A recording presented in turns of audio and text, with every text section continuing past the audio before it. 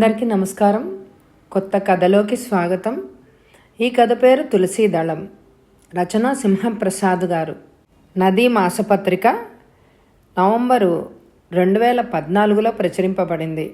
చూడగానే ఒక లైక్ తప్పకుండా చెయ్యండి ఫ్రెండ్స్. సాధారణంగా మనం బొమ్మని తప్ప బొరుసును పట్టించుకోం.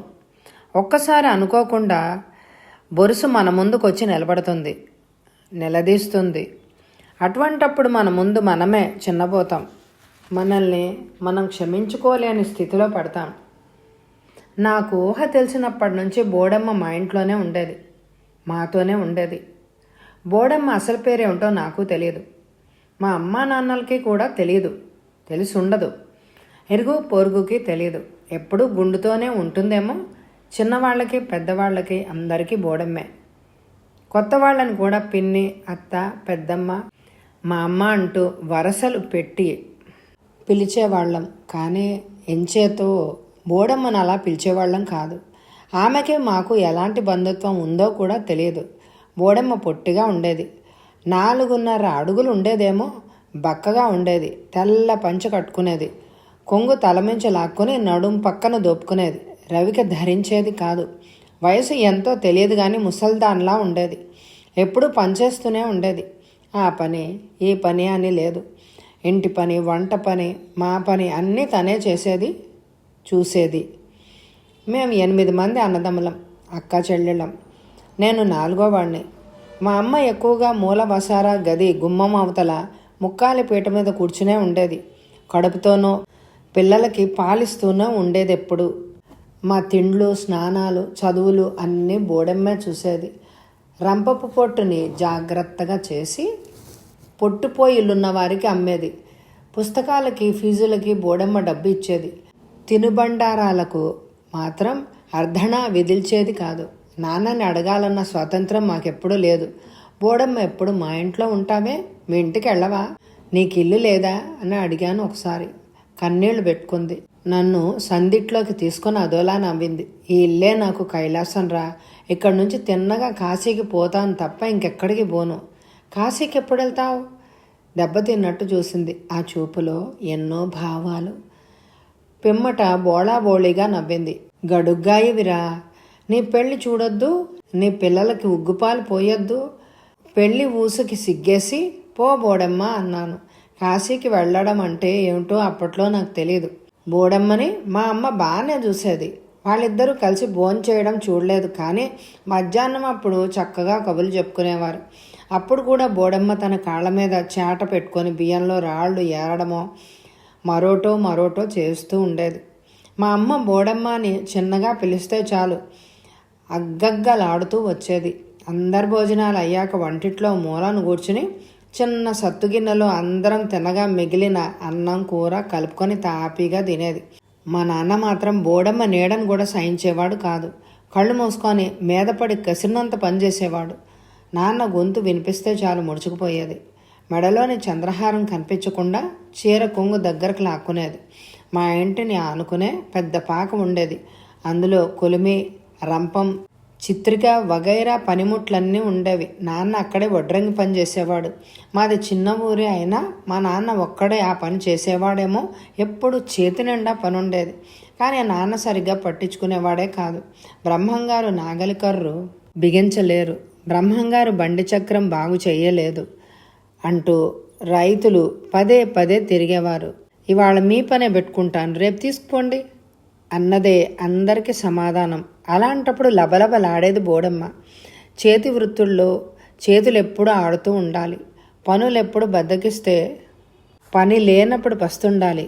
ఈ పిల్లలందరికీ ఓ దారి చూపాలా, ఓ గట్టుకు చేర్చాలా, నువ్వైనా మంచిగా ఉన్నప్పుడు చెప్పమ్మాయి అనేది మా అమ్మతో. నా మాట వింటారేంటి? పని చేసిన ఆ సంపాదించిన 4 రూపాయలు ఆ చిలక ముఖానే కొడతారు అంటూ మెట్టికలు విరిచేది. ఎంత దోచి పెట్టినా దానికి దాహం తీరదు. అవడానికి 2 చిలకలని తిట్టిపోసేవారు, కానీ నాన్నని పల్లెత్తు మాట అనేవారు కాదు. నాన్న చీకటి పడ్డాక స్నానం చేసి సెంటు పూసుకొని చిలకింటికి వెళ్ళేవాడు. అప్పుడు చూడాలి బోడమ్మని. చిలకని తిట్టేది, చేతులు మూతి తిప్పేది, శాపనార్థాలు పెట్టేది, కానీ మాట బయటకు వచ్చేదే కాదు. వస్తే నాన్న చేతికి అందిన కర్ర తీసుకొని వెంటబడతాడని భయం. అమ్మ మాత్రం తనకేమీ పట్టనట్టు ఉండిపోయేది. ఒకసారి నాన్న తాగి వచ్చాడో ఏమో కానీ బోడెమ్మ నాన్న తిట్లు తిట్టాడు. పురుగులు పడి చస్తావని, కాలికి తాడు కట్టి ఈడ్చి పారేస్తానని బెదిరించేవాడు. అటువంటప్పుడు అతడు మా నాన్న అంటే నమ్మబుద్ధి అయ్యేదే కాదు. పాపం బోడెమ్మ బిక్క చచ్చిపోయి తలుపు గడియ పెట్టుకొని పట్టె మంచం కింద దాక్కునేది. తప్పు మీ దగ్గర ఉంచుకొని అనవసరంగా బోడమ్మని ఆడబోసుకుంటారేమిటి అనేది అమ్మ ఎప్పుడైనా. అమ్మ మీద రయ్యమని లేచేవాడు. అదే నా బ్రతుకుని నరకం చేసింది. అది చస్తే కానీ నాకు శాంతి ఉండదు. నా మెడకు గుదిబండలాగా తయారైంది అనేవాడు. బోడమ్మ మా ఇంటి మీద పడి తినడం ఇష్టం లేదు కాబోలు అనుకునేవాళ్ళం మేమందరం. అన్నదమ్ములు ఇద్దరూ వృత్తి నేర్చుకున్నారు. వాళ్ళకి ఎన్నో మెళకువలు నేర్పింది బోడమ్మే. ఆవిడకి ఎలా తెలుసో మరి, నన్ను మాత్రం బడిలో వేయించింది. ఇంతమంది పనివాళ్ళని ఈ ఊరు భరించలేదురా, నువ్వు సర్కారు కొలుక్కుపోదు గాన్లే అనేది. ఉన్నట్టుండి బోడమ్మకి తేడా చేసింది. చలి జ్వరంతో వణికిపోయింది. ఒళ్ళు పెనల్లా కాలిపోయింది. ఆచార్యులు గారు వచ్చారు, చూశారు. చూర్ణాలు కషాయాలు ఇచ్చారు. అక్క చెల్లి అవన్నీ శ్రద్ధగా వేళకిస్తూ జాగ్రత్తగా చూసేవారు. నాన్న బోడమ్మ పడుకున్న వసారా వంక తొంగి చూసేవాడే కాదు. ఇంటి చాకరీ చేసుకోలేక సతమతం అయ్యేది అమ్మ. అక్క సాయం వచ్చిన పని తెవలేదే కాదు. బోడమ్మకి ఇప్పుడే రోగం వచ్చి పడాలా అని విసుక్కునేది. బోడమ్మ జబ్బు ముదిరింది. మంచం మీద నుంచి లేవలేకపోతోంది. తిండి తిప్పలు లేవు. నా నెత్తి మీదకొచ్చి పడింది పెంట అని బోడమ్మ వింటుండగానే ఈసడించేది అమ్మ. బడి నుంచి వచ్చి తిన్నగా బోడమ్మ మంచం దగ్గరికి వెళ్ళేవాడిని. నీరసంగా చూసేది. ఊపిరి లేనట్టుండేది. అన్నం తిన్నావా? బాగా చదువుకో, అదే గొప్ప ఆస్తిరా. ఏ ఊరు వెళ్ళినా ముద్దకి లోటుండదురా అనేది. స్కూల్లో నేను ఫస్ట్ బోడమ్మా అని చెప్తే మురిసిపోయేదేమో. బుగ్గలు పుణికి పుచ్చుకొని ఏదో గొణిగేది. అదేమీ అర్థమయ్యేది కాదు. మరికొద్ది రోజులకే మాట చూపు పడిపోయాయి. బాధతో కాబోలు మూలుగుతూ ఉండేది. మలం మూత్రం అన్నీ మంచం మీదే. ఇంత విషయం తెచ్చి నోట్లో పొయ్యండర్రా అని మొత్తుకునేది. ఆ వసారా నుంచి వచ్చే రొచ్చు వాసనకి కడుపులో తిప్పేది. అటు వెళ్ళనిచ్చేది కాదు అమ్మ. బోడమ్మ వంక తొంగి చూసేదే కాదు. అది చావదు బ్రతకదు, మధ్య నన్ను చంపుకు తింటోంది. ఊరోళ్ళు నాకు గడ్డి పెడుతున్నారు, అక్కడికి వాళ్ళేదో ఉద్ధరించేస్తున్నట్టు. ఎవడింటి బాగోతం వాడికి తెలియదు అంటూ నాన్న రెచ్చిపోయాడు ఒక రోజున. వసారా వైపుకి వెళ్ళలేకపోతున్నాం, పిల్లలకి అంటురోగాలు ఏమొస్తాయో అని నా భయం అంది అమ్మ. బట్ట మార్చి తడిగుడ్డతో తొడవనా, వాసన పోద్ది అంది ఒకరోజు అక్క. దానిమీద కయ్యమని పడ్డారిద్దరు. అబ్బో ఎంతలావు ప్రేమ కారిపోతోందో. నీకేమవుతుందే? తోడబుట్టిందా, వేలు విడిచిందా? బోడమ్మ గనకే దాని జోలి వదిలి నీ పని నువ్వు చూసుకో అని కసిరింది అమ్మ. నాకు బాధేసింది కానీ ఏమీ అనలేకపోయాను. ఏమనాలో కూడా తెలియని వయసు నాది. ఆ మర్నాడే మా ఇంటికి ఎదురుగా ఉన్న దొడ్డిలో 4 గెడబద్దలు పాతి పాత గోనె సంచులు కట్టి చిన్న గూడు తయారు చేశారు. బోడమ్మను అందులోకి మార్చారు. బోడమ్మ మెడ బోసిగా ఉంది. ఎప్పుడూ మెడలో ఉండే చంద్రహారం ఏమైందో మరి. నాకు ఏడుపు ఆగలేదు. ఎన్నాళ్ళు ఆడుకుంటున్న వస్తువు పాడైందని పెంటకుప్ప మీదకి విసిరేసినట్టుగా అనిపించింది. బడికి వెళ్ళేటప్పుడు వచ్చేటప్పుడు గూడు కంతలోంచి చూసేవాడిని. బోడమ్మ కళ్ళు తెరుస్తుందేమో, నన్ను చూస్తుందేమోననే చిన్న ఆశ. బోడమ్మ అన్నం తిన్నదా అమాయకంగా అడిగాను. నన్ను నంజుకు తింటుందంట అన్నాడు నాన్న కోపంగా. బోడమ్మ పెట్టే అన్నం కోసం రోజు మధ్యాహ్నం టెన్షన్గా వచ్చే మచ్చల కుక్క గూడు చుట్టూ తిరగడం చూసి జాలిపడ్డాను. మరి 3 రోజులకి ఎక్కడి నుంచో చుట్టాలు వచ్చారు, ఊరివాళ్ళు వచ్చారు. ఏడుపులు పెడబొబ్బలు. నాన్న పెద్దగా ఏడుస్తుంటే నాకు ఏదోలా అనిపించింది. బోడమ్మకి స్నానం చేయించారు. చిన్న ప్రభ కట్టి తెచ్చి అందులో కూర్చోబెట్టారు. చిల్లర పైసలు కలిపి బుక్కా చల్లారు, పూలు చల్లారు, డప్పులు మోగాయి. ఊరేగింపుగా తీసుకుపోయారు. బోడమ్మని ఎక్కడికి తీసుకెళ్తున్నారమ్మా? కాశీకి. ఇదివరకు బోడమ్మ కాశీకి వెళ్తానన్న మాటలు గుర్తొచ్చాయి. ఎన్నాళ్ళకి తన కోరిక తీరిందిలే అని అనుకున్నాను. బాధ వేయలేదు. చిత్రంగా మచ్చల కుక్క మా ఇంటికి రావడం మానేసింది. ఎక్కడికి పోయిందో ఏమిటో.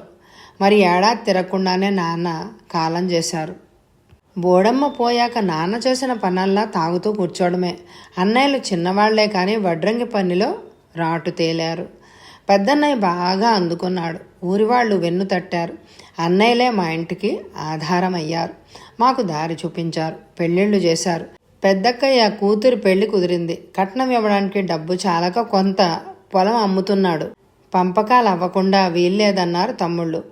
నేను జత కలిశాను. మాకు వాటా వస్తుందని పేచికి దిగారు అక్క చెల్లెళ్ళు. పంపకాల కోసం ఎక్కడో ఉంటున్నా మేమంతా పల్లెటూరులో ఇంటికొచ్చాం. దస్తావేజులు తిరగేస్తుంటే బోడమ్మ సంగతి బయటపడింది. 4 ఎకరాల పొలం, ఇల్లు, స్థలాలు అన్నీ బోడమ్మ భర్త పేరున, మామగారి పేరున ఉన్నాయి. ఇదేమిటని విస్తుపోతే గ్రామస్తులు బోడమ్మ గురించి చెప్పారు. మా ఇల్లు కాదుట, బోడమ్మదిట. ఆమె భర్త వడ్రంగి పని చేసేవాట. పిల్లలు పుట్టలేదని దూర బంధువుని చేరదీసిందట. అతడే మా నాన్న. పని కన్నా దురలవాట్లు ఎక్కువ అబ్బాయట. ఆవిడ భర్త పోయాక చిలకని మరిగి బోడమ్మని వేధించి బంగారం, డబ్బు పట్టుకుపోయేవాట. పెళ్లి చేస్తే దారిలో పడతాడని పేదింటి పిల్లని తెచ్చి పెళ్లి చేసిందట. అయినా మారలేదుట. ఆస్తి అమ్ముతానని పీకల మీద కూర్చుంటే ఆస్తిని మా నాన్న సంతానానికే చెందేలాగా చాటుగా కాగితాలు రాయించేసిందట. మా నాన్నకి అనుభవించే హక్కు మాత్రం ఇచ్చిందట. అందుకే బోడమ్మ అంటే మా నాన్నకి అంత కోపమట. ఎవ్వరి నోట మాట రాలేదు. బోడమ్మ ఆస్తి కోసం మేము గొడవ పడుతున్నాం. కాట్ల కుక్కల్లా కోట్లాడుకుంటున్నాం. తన ఆస్తిపాస్తుల్ని మా కోసం పిల్లల కోడిలా కాపాడిన బోడమ్మ ఇప్పుడుండి ఉంటే మమ్మల్ని పురుగుల కన్నా హీనంగా చూసేదేమో. మా గురించి చీము నెత్రు లేని వాళ్ళు అనుకునేదేమో. వ్యవహారం పెద్దల ముందు పెట్టాం. అన్నయ్యలిద్దరికీ జ్యేష్ఠ వాటా ఇవ్వడం న్యాయం అన్నారు. అదేం కుదరదంటూ ఒంటికాల మీద లేచిన తమ్ముళ్లను శాంతపరిచాను. నా మాటని అన్నయ్యలకి ఇచ్చేస్తాను అన్నాను. గొడవ సద్దుమణిగింది. గ్రామ పెద్దలు సూచించిన ప్రకారం పత్రాలు రాసుకున్నాం. నా పని నా భార్యకి నచ్చదని తెలుసు. మనమాట వదులుకోవడానికి వీల్లేదని ఇక్కడికి వచ్చే ముందే ఖరాఖండిగా చెప్పింది. ఇంట్లోంచి బయటకు వచ్చాను. ఎదురుగా దొడ్డి. మా కుటుంబానికి నీడనిచ్చిన బోడమ్మని ఆఖరి రోజుల్లో ఇంటి నుంచి బయటపెట్టింది అక్కడే. ప్రాణాలు వదిలింది కూడా అక్కడే. గుండె పొరల్లో చిన్న చలమ తాలూకు చెమ్మ నా కళ్ళల్లో ఊరింది. అటుకేసి అడుగులేశాను. పిచ్చి మొక్కల మధ్య తులసి మొక్క కనిపించింది. దుబ్బుగా ఎదిగింది. చుట్టూ ఉన్న మొక్కల్ని పీకి పారేసి శుభ్రపరిచాను. తులసి మొక్క ఆకు తెంపి నోట్లో వేసుకున్నాను. ఏదో తెలియని అపూర్వ అనుభూతి కలిగింది. బోడమ్మ పెట్టిన అన్నం ముద్ద తిన్నట్టుగా అనిపించింది. నా వెనకే వచ్చిన ఊరి పెద్ద అన్నాడు, ఇందాక అడిగావు కదా, మీ బోడమ్మ పేరు తులసమ్మ. కథ సమాప్తం. ఈ కథ మీ అందరికీ నచ్చిందండి? అయితే వెంటనే లైక్ చేయండి. మీ అమూల్యమైన అభిప్రాయాల్ని కామెంట్ ద్వారా తెలియచేయండి. అలాగే మీకు ఏ రచయిత కథ వినాలని ఉందో నాకు కామెంట్ ద్వారా తెలియచేయండి. Thank you very much my dear friends.